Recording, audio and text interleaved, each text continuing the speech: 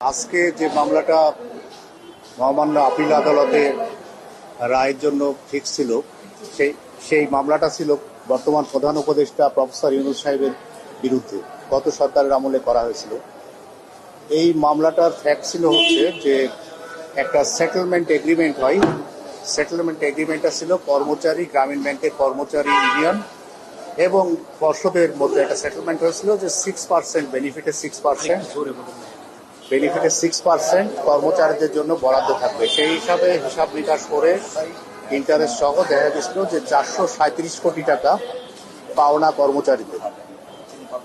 এই টাকাটা কিন্তু পুরোটাই দেয়া হয়ে গেছিল। এইটা টাকাটা নিয়ে কোনো ডিসপিউট ছিল না। টোটালি 25 কোটি টাকা নিয়ে ডিসপিউট, 437 কোটি টাকার মধ্যে। এই ডিসপিউটটা ছিল এমন যে লয়ারের 6% ছিল, সেই টাকাটা আর কর্মচারীদের টাকা, এই 25 কোটি টাকা যে সঠিকভাবে বন্টন হয়েছে কি না, এটা হচ্ছে একটা হিসাবের ব্যাপার ছিল।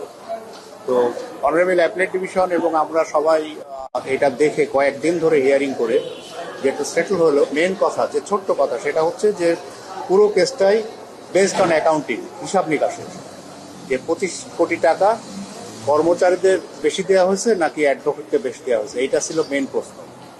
তো একটা well settled principle of law, যেটা শত বছর ধরে অনারেবল কোর্ট থেকে সেটেল হচ্ছে, যে যখনই হিসাব নিকাশের কথা আসবে তখনই সেটাকে আর ক্রিমিনাল লায়াবিলিটি থাকবে না, সেটা হবে সিভিল লায়াবিলিটি। সিভিল লায়াবিলিটি হলে কি হবে?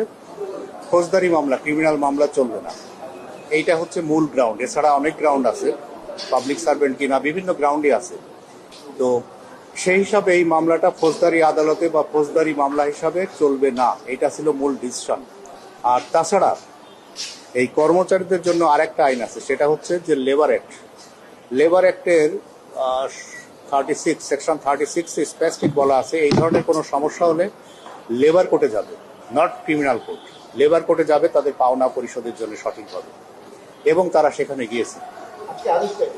আজকের আদেশটা হলো যে আপিল অ্যালাউ করেছে, যে প্রফেসর ইউনূস সাহেবের যে আপিল ছিল অনারেবল অ্যাপিলেট ডিভিশনে হাইকোর্টের জাজমেন্টের এগেনস্টে, সেই আপিলটা অ্যালাউ করেছে। এবং হাইকোর্ট যে এইটা কোয়ারমেন্টের যে ওনাদের যে পিটিশন ছিল হাইকোর্ট ডিভিশনে, সেটা যে সামাইন রিজেক্ট করেছিল, সেটা আজকে সেটিসফাইড করে দিয়েছে, অর্থাৎ বাতিল করে দিয়েছে। অর্থাৎ মামলাটাই বাতিল হলো। এর ফলে ওই মামলাটা থাকলো না, মামলাটা বাতিল হলো। এবং যে প্রক্রিয়ায় মামলাটি প্রত্যাহারের দুদক আবেদন করেছিল, এটি কি সঠিক ছিল? আপনার কাছে কি মনে হয়? প্রত্যাহারের আবেদন দুদকের, যেহেতু নিজস্ব আইনেই ক্ষমতা আছে, দুদক এটা প্রত্যাহার করতেই পারে। এবং যখন দুদক দেখলো যে ডিটেক্ট হয়েছে না, এটা আসলে ক্রিমিনাল মামলা চলে না, তখন দুদক ডিসিশন নিয়েছে না এটা আমরা উইথড্র করবো, উইথড্র করেছে। কিন্তু সেটা তো মানে ডক্টর মোহাম্মদ ইউনূস যখন ক্ষমতা নিলেন বা অন্তর্বর্তী সরকারের দায়িত্ব নিলেন, তিনি 8 আগস্ট দায়িত্ব নিলেন, 11 আগস্ট থেকে প্রত্যাহার হলো। মানুষের মধ্যে তো একটা প্রশ্ন আসে যে তিনি ক্ষমতায় আসছেন, প্রশ্নটা আসতেই পারে, প্রশ্নটা স্বাভাবিক। কিন্তু তারপরেও যে দুদক ডিসিশন নিয়েছে লেটে হলেও, যে ডিসিশনটা কারেক্টলি হয়েছে। কারণ হচ্ছে আমি রেকর্ডটা দেখেছি, পুরা রেকর্ডে আমি যেটা মতামত আমার ছিল সেটা হচ্ছে যে এই কেসটা ক্রিমিনাল কোর্টে চলবে না, ক্রিমিনাল কেস হবে না। কারণ দেনা পাওনা যেখানে কম বেশি হবে, অবশ্যই সেটা সিভিল কোর্টে সেটেল হবে।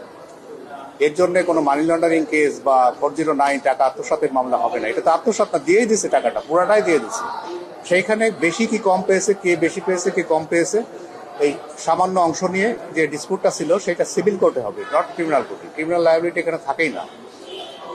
এইটাই হচ্ছে মেন গ্রাউন্ড। জি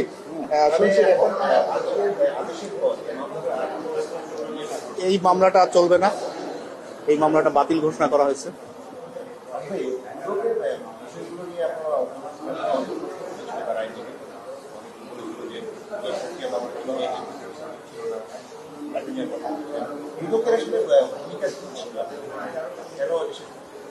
না, এটা হচ্ছে যখন কমিশন যখন দেখে, এটা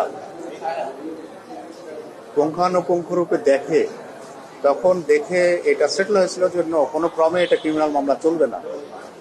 ভুল হতে পারে, আগের কমিশন যখন এটা মামলাটা করেছিল তখন হয়তো সঠিক পরামর্শটা ছিল না, পরবর্তীতে সঠিকভাবে এসছে।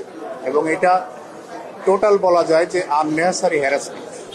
এটা একটা আননেসেসারি হ্যারাসমেন্ট। তার মতো একজন মান্য লোক, একজন নোবেল পুরস্কার পাওয়া লোক, যেটা শতবর্ষে বাংলাদেশে একটা এসছে, সেইটা তার মতো মানুষকে এইভাবে অপদস্থ করা আমার মনে হয় যে ঠিক ছিল না, কোনো ক্রমে ঠিক ছিল না। এই ধরনের মানুষ আরো শত বছরে একবার আসবে কিনা, এরকম নোবেল প্রাইজ পাবে কিনা সন্দেহ আছে।